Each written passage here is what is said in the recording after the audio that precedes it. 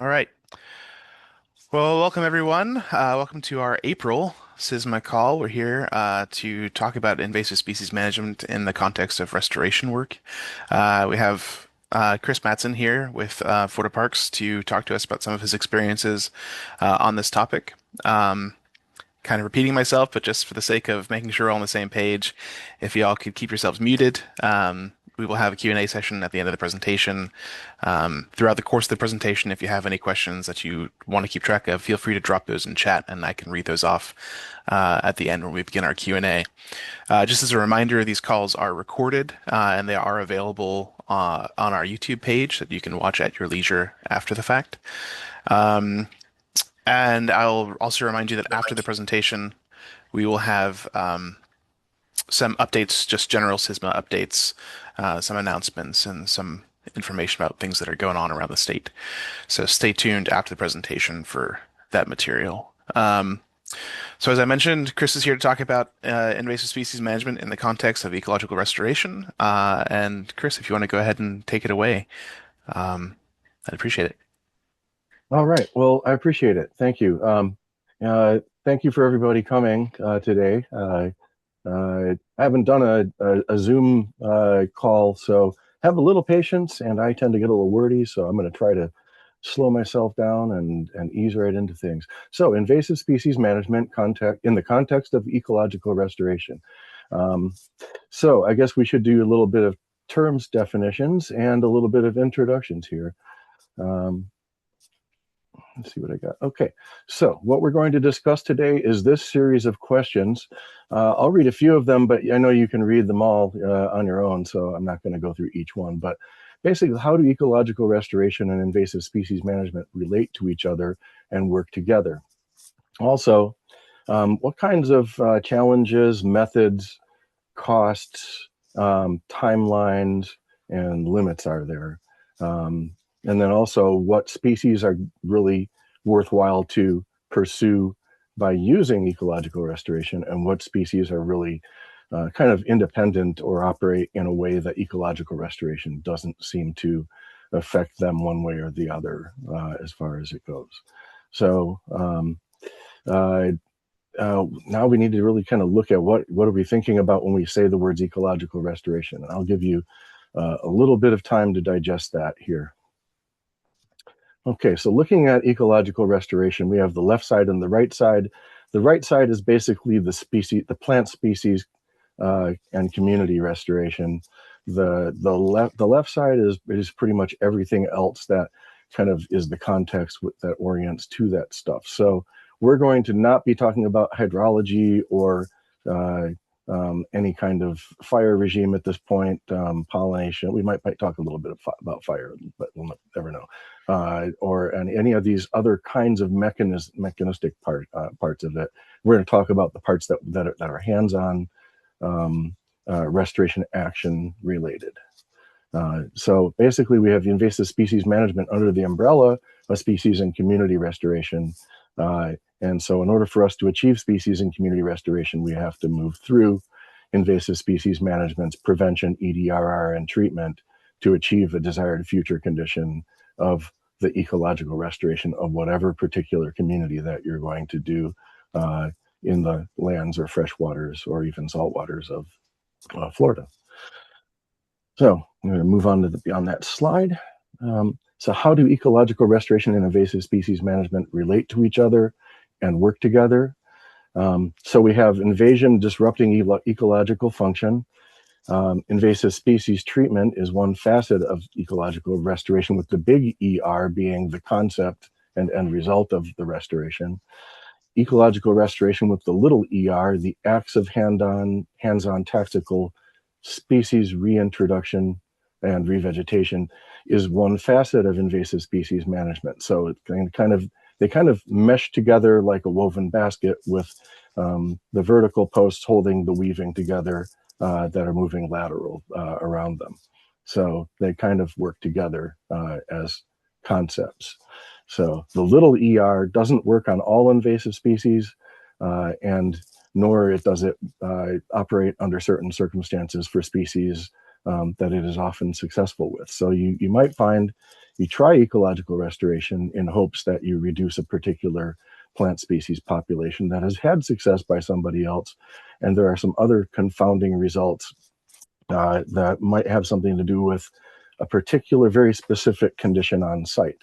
You might have had some soil sterilization, or there might not be the correct um, soil biota to support a species. So when you think about organic gardeners in Florida, we have soil root knot nematodes, and it's very difficult to grow a lot of different kinds of crops because after a while we don't have the right microbiota to grow them, and then we have to alter that in order to make that work. That's kind of a parallel to some of the things that are happening on ecological restoration sites. We might not have the right biota to attract, or we might have the wrong biota that repel uh, the ability to establish species that we would otherwise think we should be able to put in place. And we're not going to discuss that in total detail because it's a very budding subject within our field. However, it's just a case example of what you can see when it comes to this whole entire relationship between ecological restoration and invasive species management. The discussion here is intending to help you find a mental framework for finding where these two meet best and how you might best be spinning your wheels without forward motion and how to avoid doing that. So when do we go from treatment and passive recovery, in other words, allowing the ambient species in the area to reestablish in the treated kind of dead compartment, and active restoration where we actually bring plant dispersal material in so that we can reestablish something intentionally. Treatments, we have 4 bullets here. Treatments result in an increased population of the invasive. So you spray something, it outpaces your ability to keep up with it treatment-wise. But those particular species aren't real persistent and can be succeeded away. I'm thinking Scleria lacustris and rose natal grass are species that, yes, you can push them out to a limited extent with restoration actions, with either seeding or planting plants. Patient people can watch over time and watch those species kind of blink, and then once they blink, they kind of miss their opportunity sometimes. Guinea grass, we can reduce frequency of treatment or intensity of treatment. And then there's other things that don't do very well under high competition, and they actually slow down, and it actually can help you with the frequency of treatment in that regard. And those are really long-term spreading species like torpedo grass, Bermuda grass, other rhizomatous grass, and stoloniferous species like limpo grass, centipede grass, these kinds of things in various situations. Now, I'm not saying we're getting 100% success. However, we do make progress using those techniques of different types of restoration in order to control these species. Infestation scale. If it's a large enough infestation scale, that natural recovery is going to result in low likelihood of this native establishment. So taking a stand of quogan grass, and you have an entire field, and somehow or another, after 3 years of really intense treatment, you get it to the point where you're not seeing a lot of reestablishment of the quogan grass.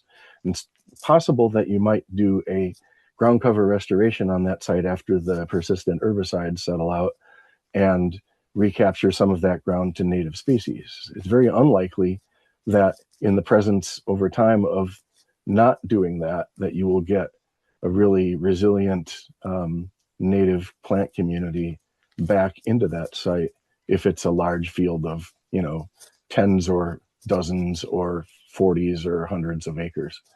And the ability for that site to recover in a time scale that's meaningful to your agency might not be something that can be done.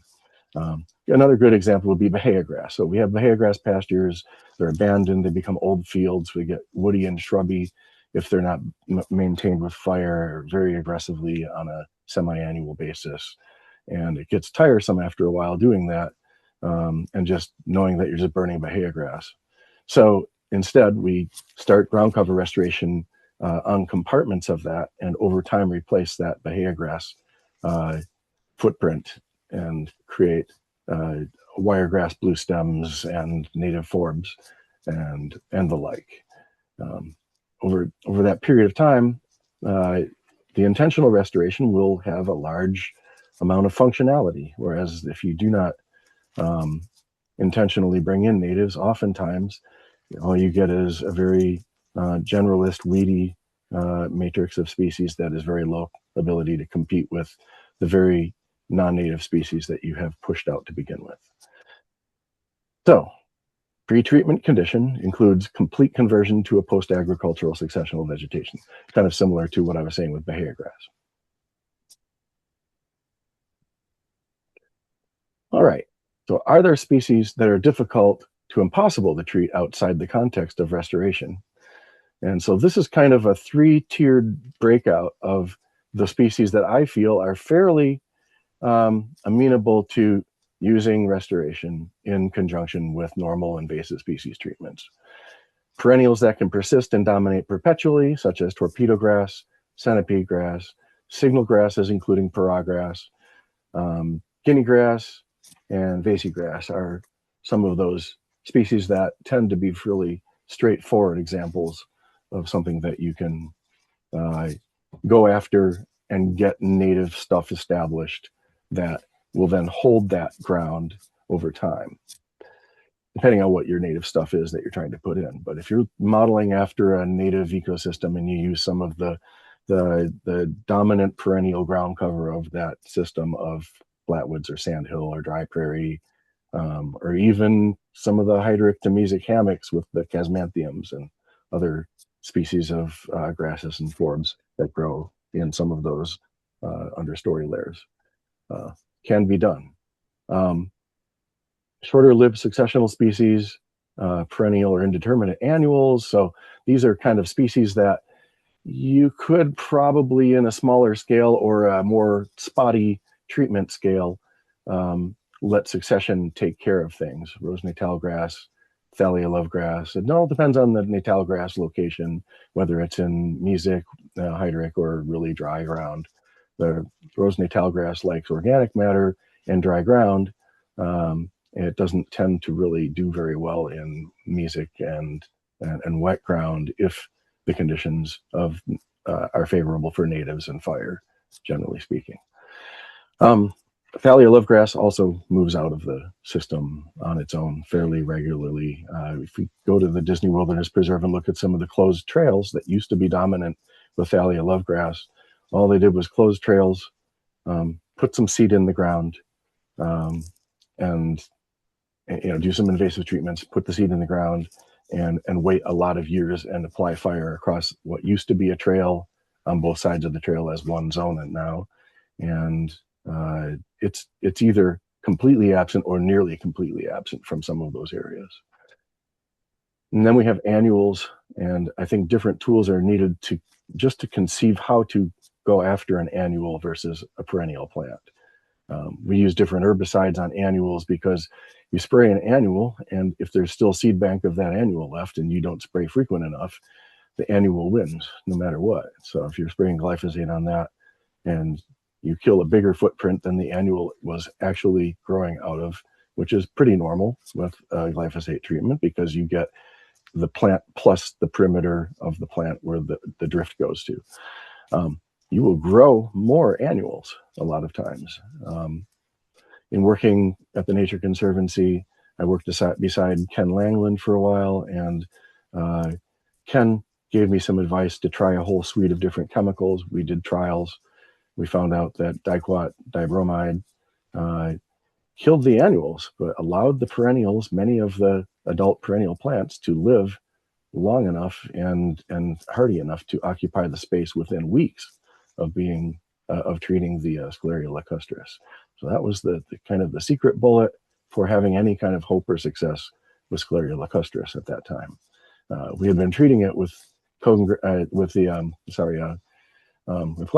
and with hand pulling. And hand pulling just wasn't practical at the scale that we were looking at hundreds of acres to cover with dozens of acres infested on the hundreds of acres. So Turned out that the diquat dibromide applied at the appropriate time from germination to about flowering worked out very well. And we were able to then expand our treatment to a scale that we could make progress on. So those are some of the lessons that we learned. And because they're annuals, they don't do really well in the face of really strong competition from perennial plants unless they're stimulated by fire, in which case they get a boom year.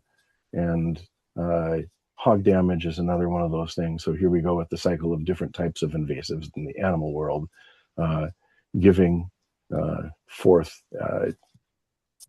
an opportunity for a plant that otherwise wouldn't do very well. So just think about those kinds of things. There's different tools for the annuals and probably the biennials than there are for the perennials. Okay, then are there species that are not best to use restoration or which restoration is not necessary or relevant? I've been doing restoration on areas with Caesar weed. We've gone in and heavily controlled Caesar weed for 2-3 years, gotten it down to mere cotyledons, and then done restoration and tried to let go and allow fire to be used. And we still have plenty of Caesar weed, and it comes in boom bust years in different cycles. It doesn't seem to be thwarted completely by restoration, but it also doesn't tend to stop restoration from happening at the same time. So when I do restoration, I don't focus on Caesar weed except during the early establishment period. Pogon grass does not care whether something's being restored or not. It just continually creeps in and does its thing.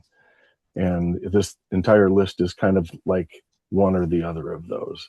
The tangleheads and all of the other kind of needle grass type grasses, they tend to readily invade intact ground cover.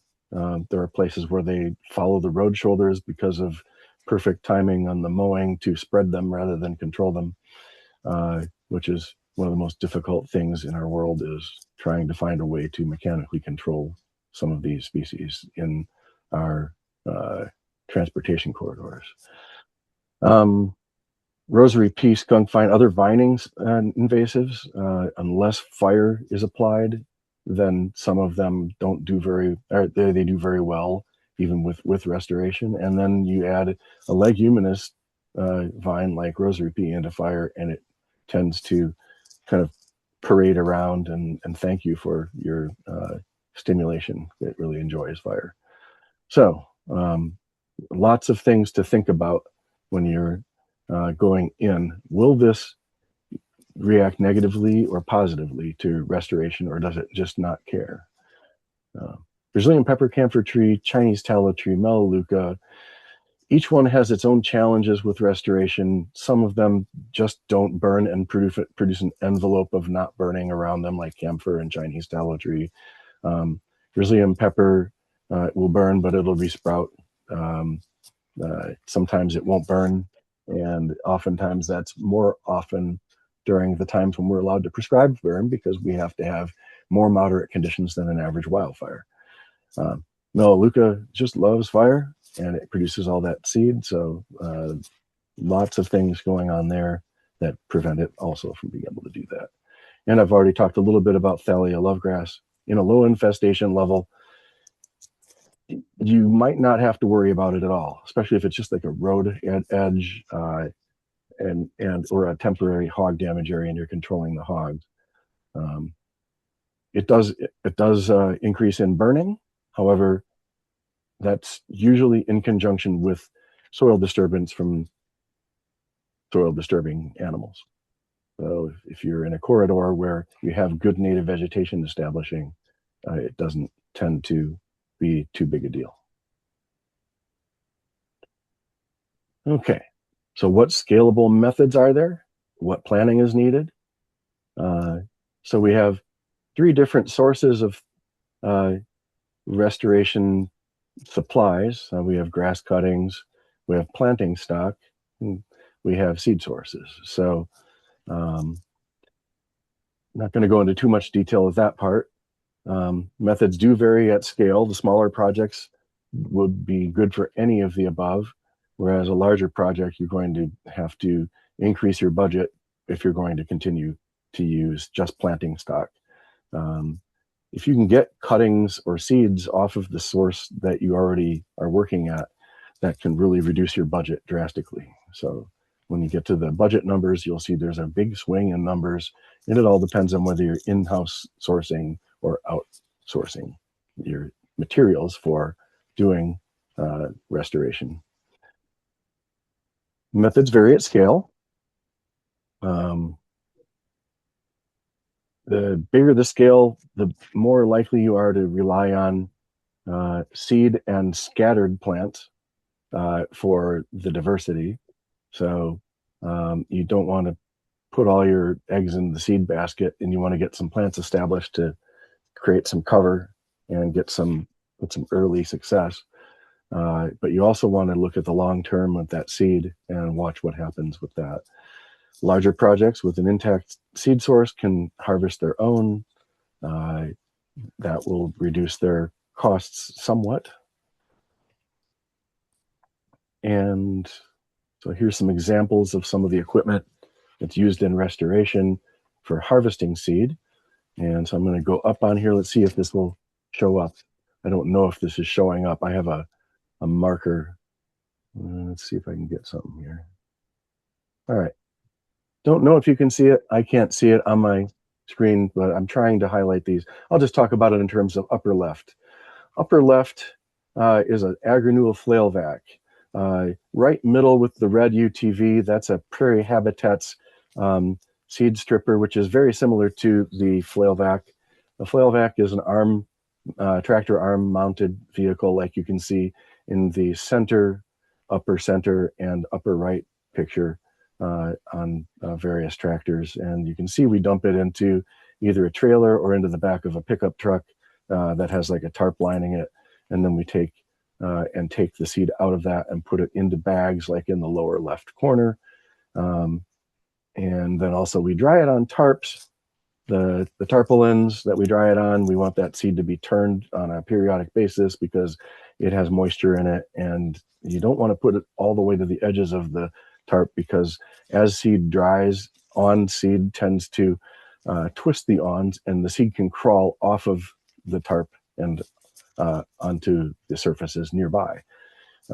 I've seen seed creep up to about 3 feet in some locations. So it's kind of a strange thing to know that your seed that isn't animal based is mobile, and it's getting around. And so the process there is interesting. And you just have to find a seed source, which is your bottom right picture, nice picture of lopsided Indian grass.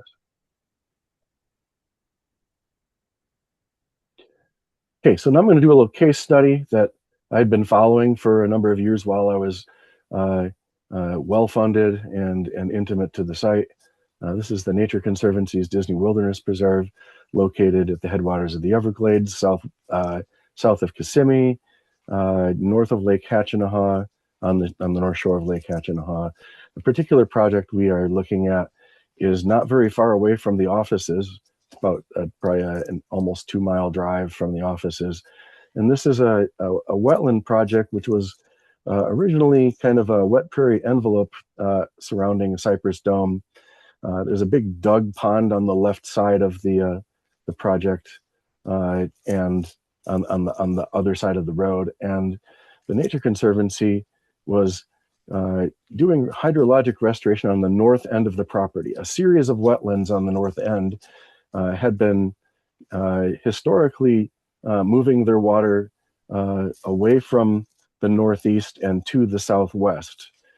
And then in the ranching days, they dug ditches and drained the water from the southwest to the northeast, similar to installing a gutter on your roof line and moving the water to the opposite way from where it normally would flow to.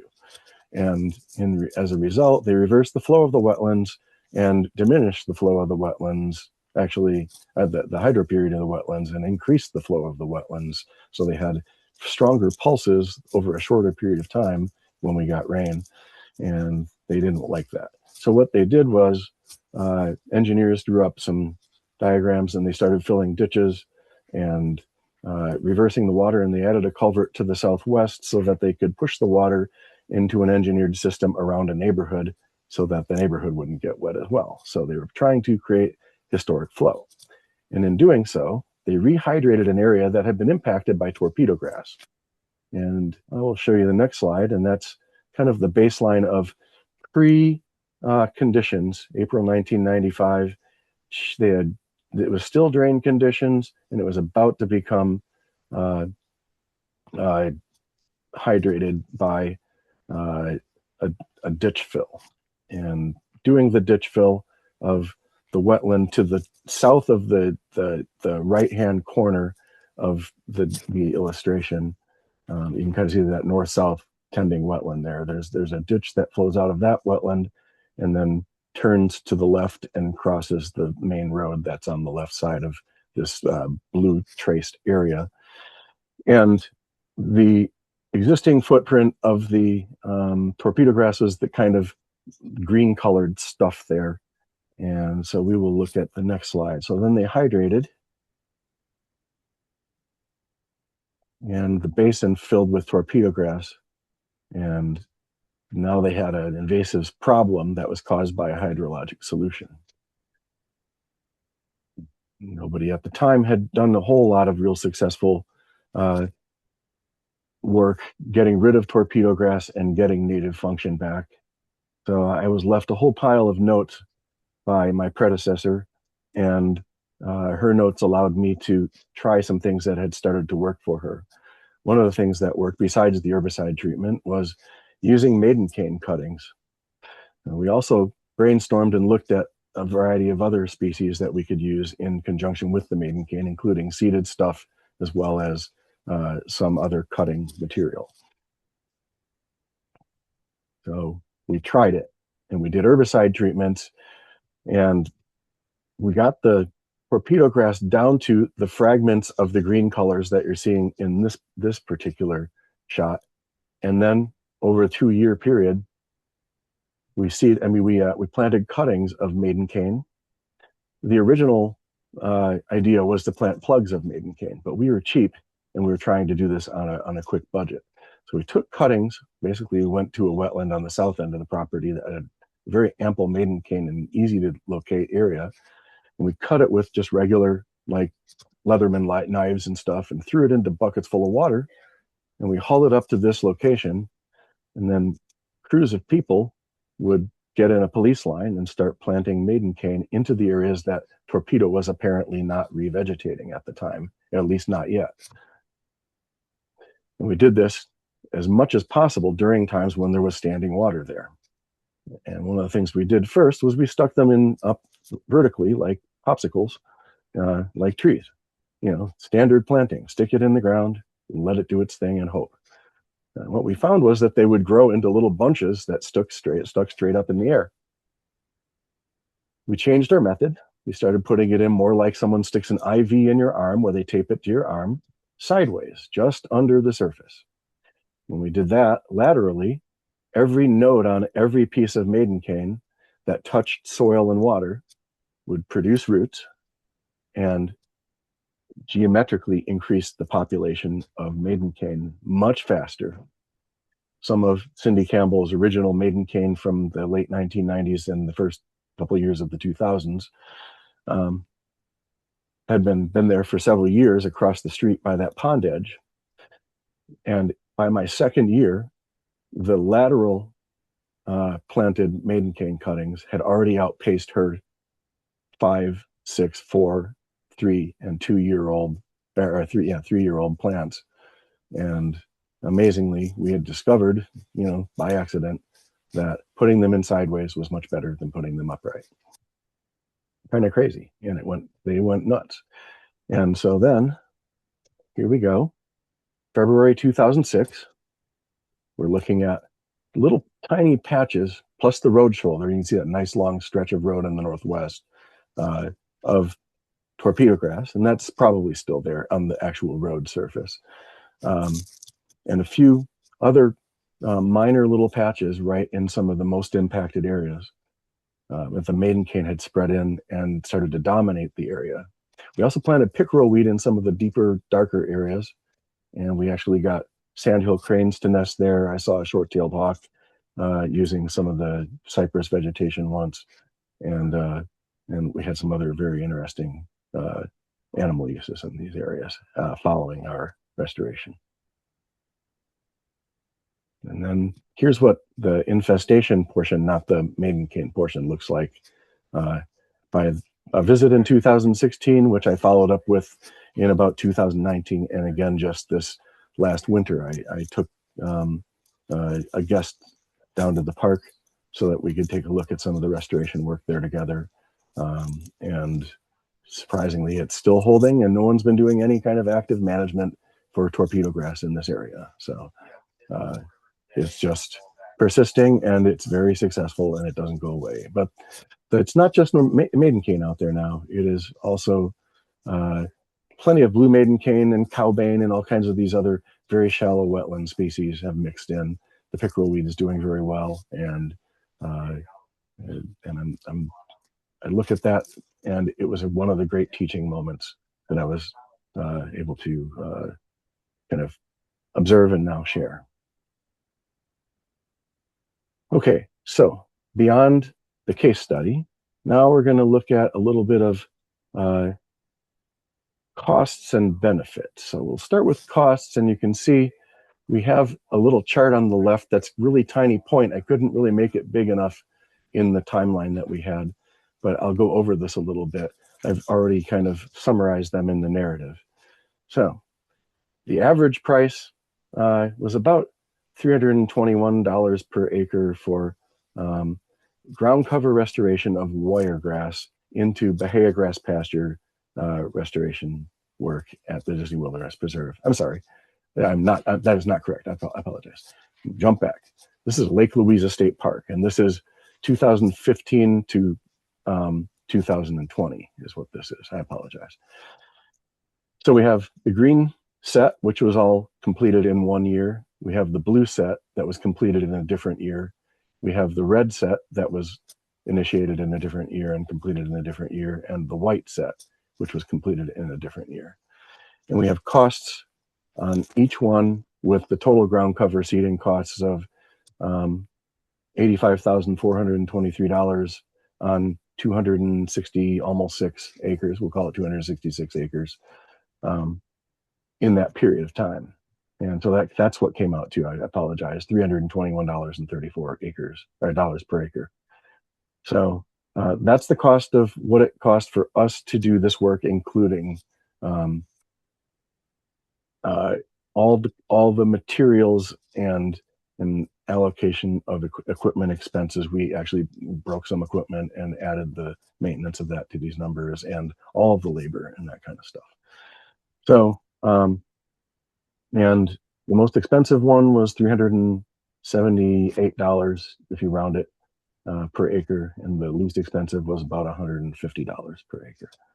But that $150 per acre one was a really easy site with very spotty invasives and a little bit of a native component to it. And it was small. It didn't take very many people to do the work. I think 3 of us did work on it, and I did probably 80% of the work. And people of experience tend to be more efficient per hour than people that are being trained and are new to these things too. So something to consider. So that was the cost. Benefit. We have reduced treatment time. So when you go out to do invasive species treatments, and these photos are both taken post-restoration, or all 3 of these photos were taken in different post-restoration areas of different features of some of the restoration work. Reduced treatment time. So if you look at the landscape in the top picture, there's natal grass, but there's a lot of wiregrass there. So we have less stuff that we have to treat. It was really easy to find guinea grass and pursue it.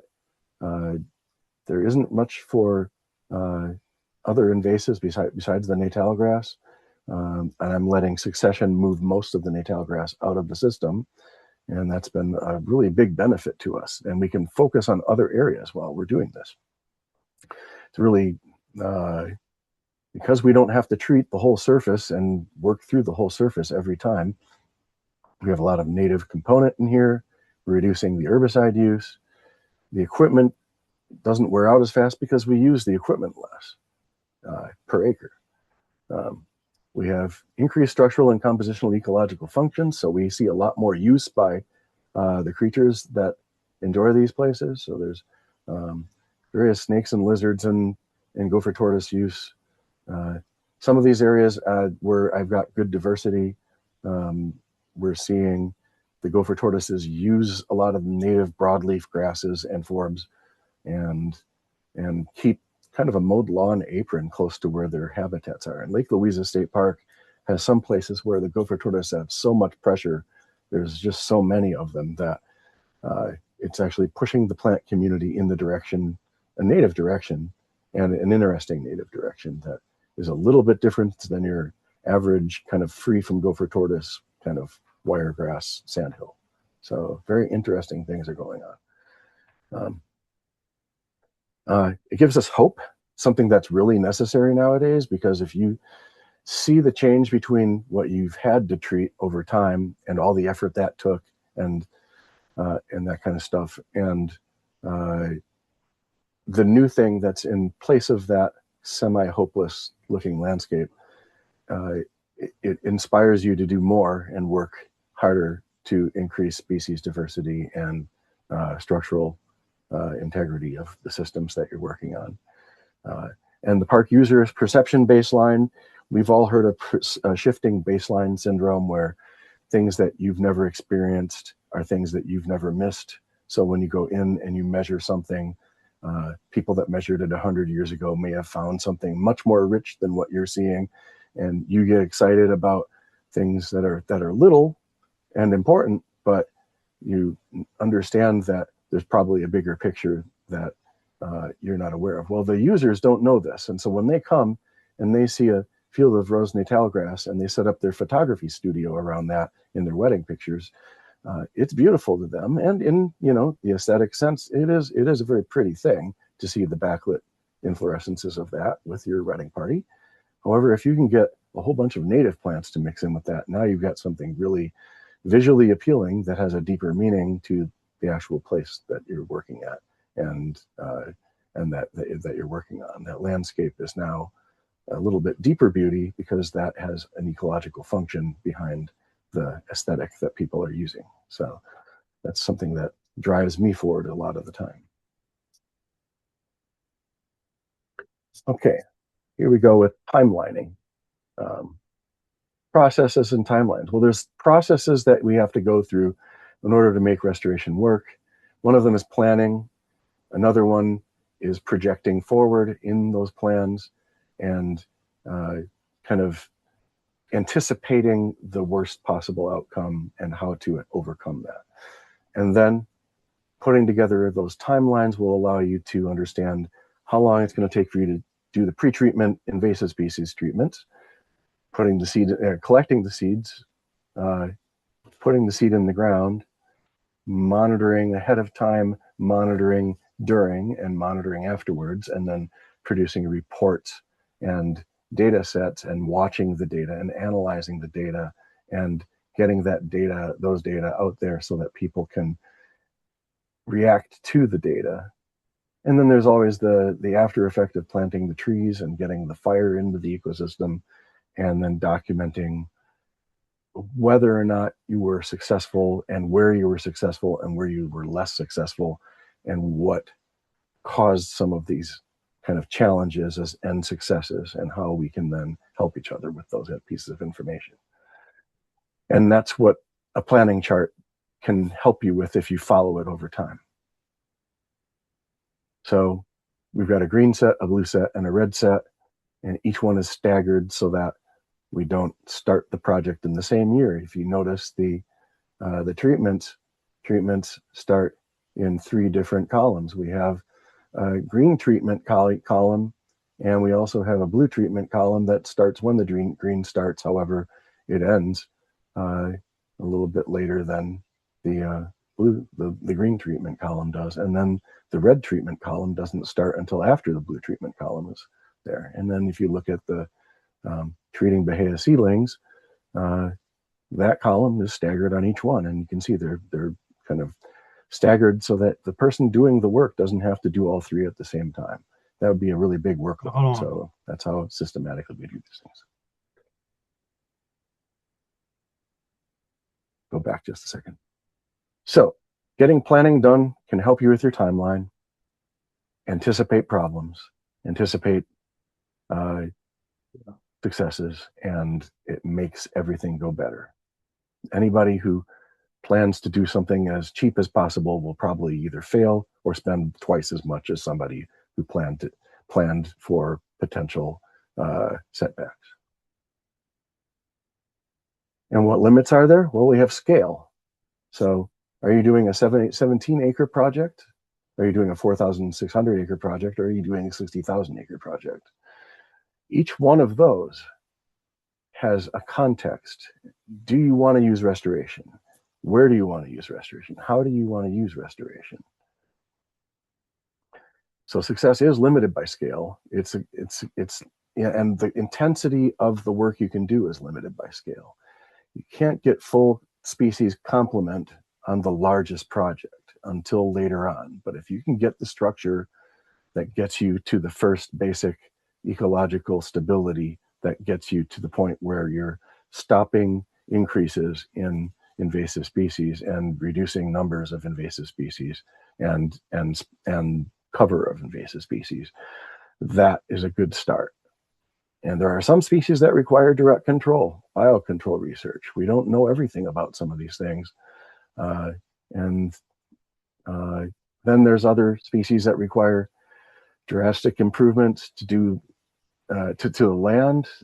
We don't know enough about these species. We've tried ground cover restoration on a whole number of different species. And I think my talk about the root knot nematodes and the gardener is a very good parallel to what's going on here. We have a lot to learn about soil microbiota and how that relates to restoration and succession and getting complements of woody and herbaceous species into locations so that they can foster each other. Restoration is definitely not an improvement on a natural community. It might complement a natural community, but the actual restoration area footprint is a mere shadow of an original. I've never seen a restoration that was so-called better than the natural community, the original community.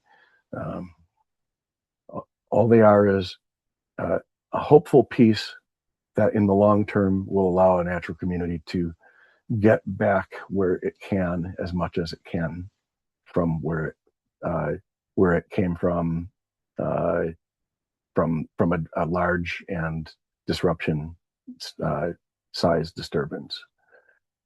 And because we're in the infancy of restoration know-how in Florida, we are losing opportunities if we, as the clock ticks and development takes a native landscape away from us, one parcel at a time. And it makes it very difficult for us to study these against restoration if we don't have as many examples to study from. But that being said, the restoration does give us some hope. So, in summary, the big ER of ecological restoration, the little ER of restoration, and invasive species management intertwine, and sometimes they work together really well, and in other cases, invasive species management is a standalone tool. Scale, site condition, and species are three of the dominating factors for when an active restoration is an option, and consider those things because that's what makes it possible to do. And funding should be thrown in there as well, because if you don't have the funds or the power, the empowerment to get those things done, then you're going to have to scale back. There are species that are difficult to impossible to treat without restoration, but there are other species which restoration is not as useful for. Scale varies from landscape to landscape. It also depends on the wetness of the site, the dryness of the site, um, and everything about your institution and what resources are available to that institution. Costs are somewhere between 150 an acre to about 7,000 an acre for restoration projects, depending on baseline condition, uh, sometimes luck, getting the best possible springtime weather right after putting seed in the ground in the winter versus getting the worst possible weather in the springtime. And and so there's a lot of variability to the costs of restoration. And that's going to be very dependent on the context of your project. And then we also discussed the planning process, timelines. We need at least 2 years prior to seed and plant installation and at least 3 years post seeding or planting in order to um, really have a successful ecological restoration. Um, and success is limited by scale, site conditions, species, intensity of control, and restoration actions. And I would like to thank everybody for your patience and your attention. Thank you, Chris. Yeah, that was awesome. It's a lot of insights from a lot of work that you've done in invasion and really restoration, but the complement of invasive species management. Um, so yeah, appreciate that. Does anyone have any questions? There's nothing in the chat at the moment, but if you guys have questions, feel free to unmute. You can hop off, or you can raise your hands if there's a bunch. Jake Lyons in chat. I've ignored Thalia lovegrass I see on our roads. Do you think staff time should be invested to surveying and treating it? I don't think I've seen it in undisturbed habitat in Central Florida. Any thoughts on that? I really don't. I don't put any emphasis on Thalia lovegrass. I think when it's in a wetland mitigation context and you have particular non-native plant species threshold targets, then it has to be dealt with. But otherwise, if you are a patient person and you're going about your normal business, unless you're treating a disturbed area, it's really not a big issue at all. Cool. Any other questions from folks? Well, you're right on time, Chris. So no worries there. Um, that's a really good question. Uh, Enjoying the information from your use of maiden cane. Is there any kind of suggestions for upland equivalents? Oh wow, um, wow. Now, if we're talking, maybe I can get some clarification. We're talking about an upland torpedo grass infestation or something upland to replace something that can be planted on centers for just general cover. My sense was, what kind of natives can we use to increase native cover and reduce that invasive cover? Oh, okay. Um, in the seed world, there's a lot of really good aggressive native grasses, and they're dependent on whether you're in the sandhill zone or the sandhill scrub zone or the flatwoods prairie zone or with a wet prairie zone and things like that. So that's going to be a matter of uh, the depends kind of question. But there are, Yeah. at least in the world, the blue stem grasses, the aristidas, the wiregrass threons, and then all of the panicum, coletania group of grasses, some of which are really strongly rhizomatous and will spread out over a long period of time into really strong overtaking areas like Coletania longifolia and anceps, and in the right locations, cutthroat grass and red top panic, and those kind of grasses are very, very good to have as resilient grasses against a lot of invasives. So those are, and they can be done with seeds, and they can be done with divisions.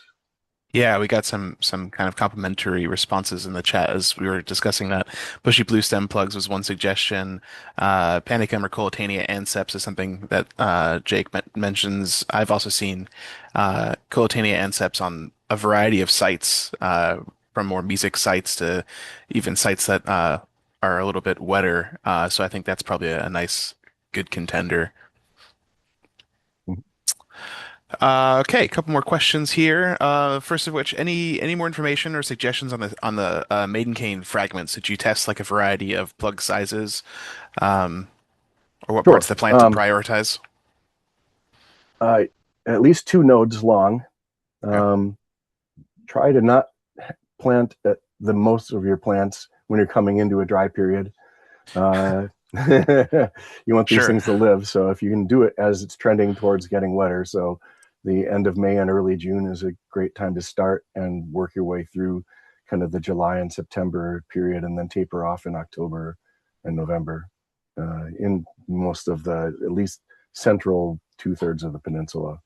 So, and Gotcha. So then it depends on just two what's nodes going on above. further south and north of that. I can't really talk much about that. So, So but you were just using like 2 nodes worth of above ground material that you clipped and yes, and more moved. is better. So yes, Sure. and we could Okay. plant as deep into water as your ear didn't touch the water when you were planting. Okay. So you can get it, arm's length Arm's length. plus almost an ear, but not quite. Okay. Cool. Obviously, budgets are an issue. Can you discuss the decisions on which parks or conservation lands should be prioritized? Should corridors or larger core projects be the focus, considering limitations? Oh wow, no, That's a big one. yeah. Um, let's see. Okay, let's take take the budget out of the issue for a minute. Yes, corridors are going to become more important as we have less opportunities to um, make purchases to connect things. We're going to have to use the existing corridors and enhance them in ways that will be better habitats over time. So I think, unfortunately, restoration has a better future than protection and management. And I say that we obviously there's going to have to be continually perpetual protection and management on what's already protected, but finding more opportunities for protection. Unfortunately, it's kind of like the saying, you there will never be more people older than you than there are right now. So that's just the way that is. That history moves forward. So um, we may get lucky and find a few unfound sites, but that's going to be few and far in between because of the use of GIS, making it easy to characterize a site and then go and look at it on the ground and check it off a list. So, um, as far as restoration on those things, yes, um, I think corridors are important because if you've already got the core area, yeah, you need to manage those to keep them good. And that's the first principle of all of this is keep the good and pick away at making the other stuff better. That's kind of how I look at it. Take what time you have that's surplus time and make other stuff better. So we I make like sure that. that our invasives treatments start with the best stuff, and then we add people and resources through things like the IPM working groups and AmeriCorps to enhance that so we can make more progress and and drive sites forward rather than just keeping up. Nice. And then we have one last question before I hop into some updates. Can you provide some recommendations regarding the use of natural recruitment as the primary restoration strategy for sites in Miami-Dade?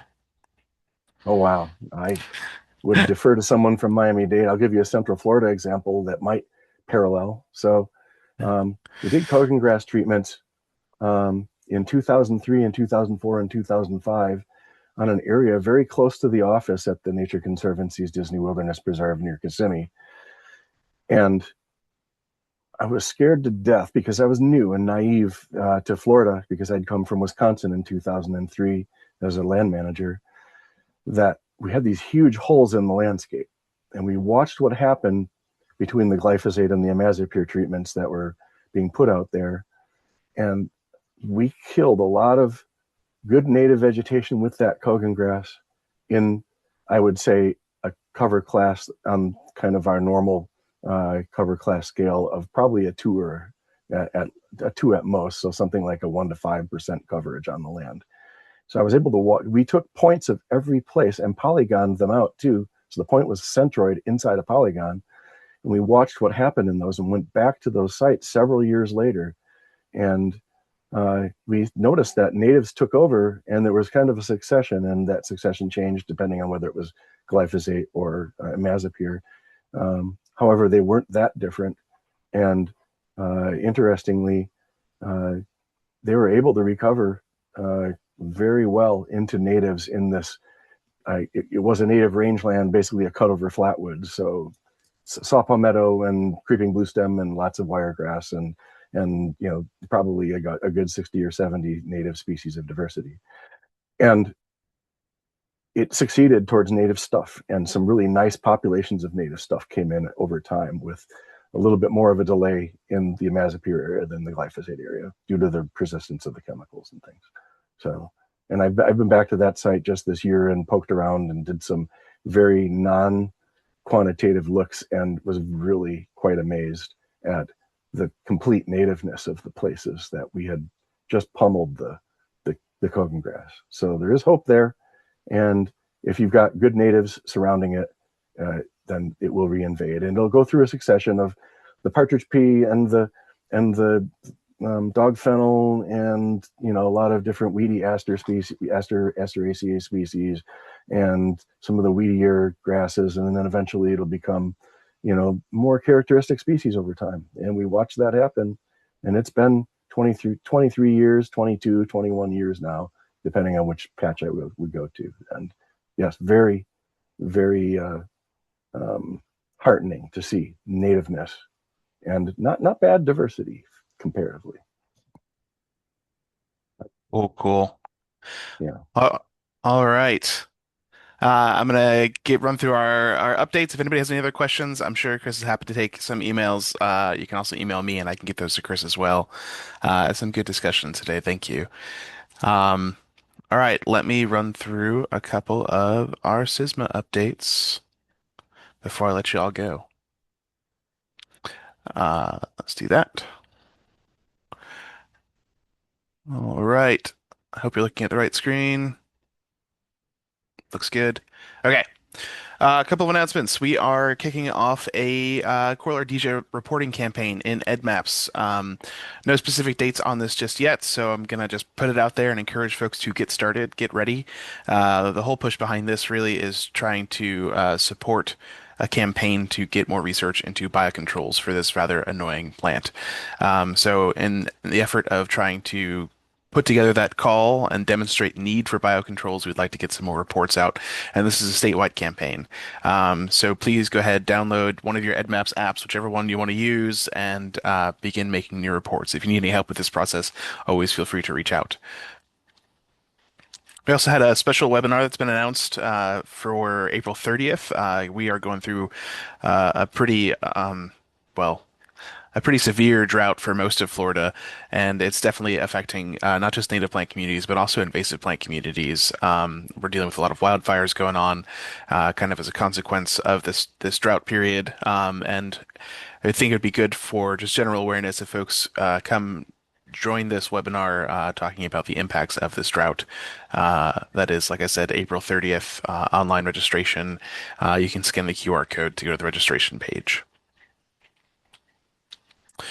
Also want to let you all know there are 3 different FISC grants that the deadlines are all drawing near. They each have different deadlines here, so I've listed them here. So if you are going to be writing for one of these grants, please be mindful of your due dates. You can scan the QR code here to go check out the different grants that are there. If you're not familiar with what they are or the differences between them, there's more information on the website. So please submit those grant proposals. Some things in the calendar. As usual, we have every third Thursday of the month, we have a virtual Python patrol. Every first Friday, we have First Fridays with Florida First Detector. Lots of F's there, sorry. April 24th, 26th, Southwest Florida CISMA has the Invasive Freshwater Fish Roundup in Fort Myers. April 24th, there is the Lake Seminole Coral Ardesia Workday.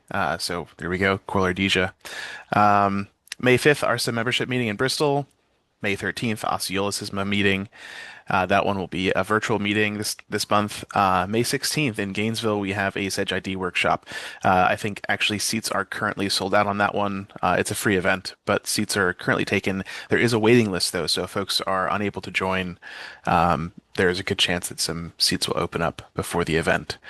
Um, as always, check out the FISC calendar, the statewide events calendar. You can again scan that QR code to go to the events calendar on the FISC site.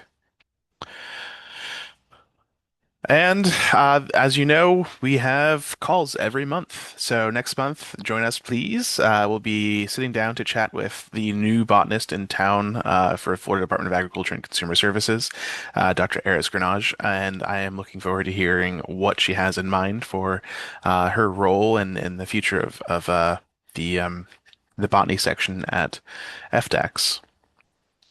And also just some general calls that I'm looking forward to throughout the rest of the year as well. And that's all that I have for you this month. Thank you so much for joining us. We hope to see you next month um, for our May call. Oof. And just as another reminder, all of our past calls are recorded and are available on YouTube for you to watch. Or if you want to rewatch highlights from this one, that would be a good place to go find it when we get it up. With that, I will let you go. Thanks again for joining us, and we'll see you next month. Thank you for having me. Thanks, Chris. Yeah, we really appreciate you coming and sharing.